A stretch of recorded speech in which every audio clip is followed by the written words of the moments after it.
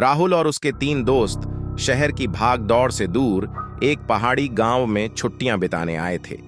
गांव की सुंदरता में लिपटी हुई एक रहस्यमयी धुंध हर शाम चारों ओर फैल जाती थी।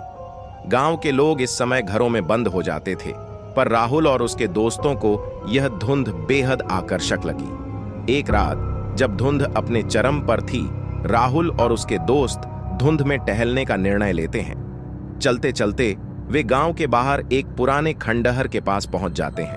अचानक धुंध के बीच से किसी के फुसफुसाने की आवाजें आने लगती हैं। वे चारों हंसते हुए एक दूसरे पर शरारत करने का आरोप लगाते हैं, लेकिन धीरे धीरे आवाजें बढ़ने लगती हैं। अब ये आवाजें साफ साफ सुनाई देने लगीं, जैसे कोई उनकी पीठ के पीछे खड़ा हो।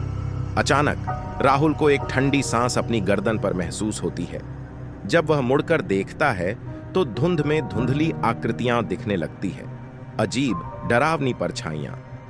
आवाजें अब तेज और खतरनाक हो चुकी थीं, जैसे वे उन्हें वहां से भागने के लिए चेतावनी दे रही हों। डर से कांपते हुए राहुल और उसके दोस्त खंडहर से बाहर की ओर भागने लगते हैं, लेकिन जैसे जैसे वे भागते हैं धुंध और घनी होती जाती है और आवाजें उनके चारों ओर गूंजने लगती हैं।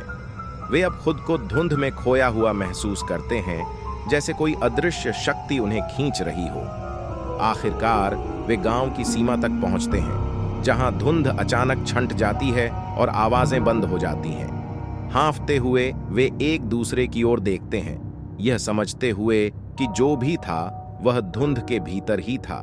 उसके बाद उन्होंने कभी भी धुंध में बाहर निकलने की हिम्मत नहीं की।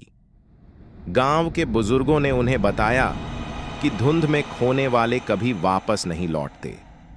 वह आखिरी रात थी जब उन्होंने धुंध में उन आवाजों को सुना, लेकिन वह डरावना अनुभव उनके दिलों में हमेशा के लिए बस गया।